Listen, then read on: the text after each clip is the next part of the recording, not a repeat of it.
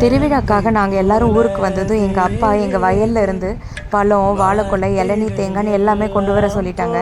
எங்கள் அம்மா அதில் ஒரு கொலையில் சிப்ஸ் போடுறேன்னு சொன்னதும் நாங்கள் எல்லாருமே ஹெல்ப் பண்ணுறதுக்காக உரிச்சு கொடுக்க ஸ்டார்ட் பண்ணிட்டோம். அப்புறம் அம்மா அப்படியே வெளியே விறகடுப்பு பற்ற வச்சு சிப்ஸ் போட ஸ்டார்ட் பண்ணிட்டாங்க. எப்படியும் இது ஒரு 2.5 மணி நேரம் ஆகும், ஏன்னா ஒரு கொலையாச்சு. ஸோ பக்கத்துலேயே நாங்கள் உட்காந்து ஹெல்ப் பண்ணுறோன்னு ஸ்டூல் போட்டு உட்காந்து ஆயா வடை சுடுறதை வேடிக்கை பார்க்குற மாதிரி வேடிக்கை பார்த்துட்டு உட்காந்துருந்தோம்.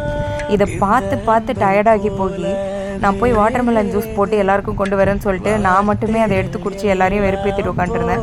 அப்புறம் எல்லாருக்கும் கொடுத்துட்டேன். ஃபைனலி நாங்கள் போட்டது இவ்வளோ வந்தது. இனிமேல் கொஞ்ச நாளைக்கு எங்கள் வீட்டில் ஈவினிங் டீக்கு ஸ்நாக்ஸ் இது தான். ஸோ அதனால் இன்றைக்கி ஈவினிங்கே இதை டீக்கு ஸ்நாக்ஸாக வச்சு ஃபேமிலியாக உட்காந்து சாப்பிட்டுக்கிட்டு இருந்தோம். அப்புறம் இந்த ஞாழிக்கா பைபிளில் அவங்க ஆச்சி, தாத்தா, 2 பெரியம்மானு அவங்க கூடவே தான் டைம் ஸ்பெண்ட் பண்ணிகிட்ருக்கா. அம்மாவை கொஞ்சம் கூட தேடி பார்க்க மாட்டேன்றா. அம்மாவே சும்மான்றவா போல். இந்த மாதிரி ஃபெஸ்டிவல் டைமில் தானே சொந்த பந்தங்களோடு இருக்க முடியும். நான் ரொம்ப ஹாப்பி தான்.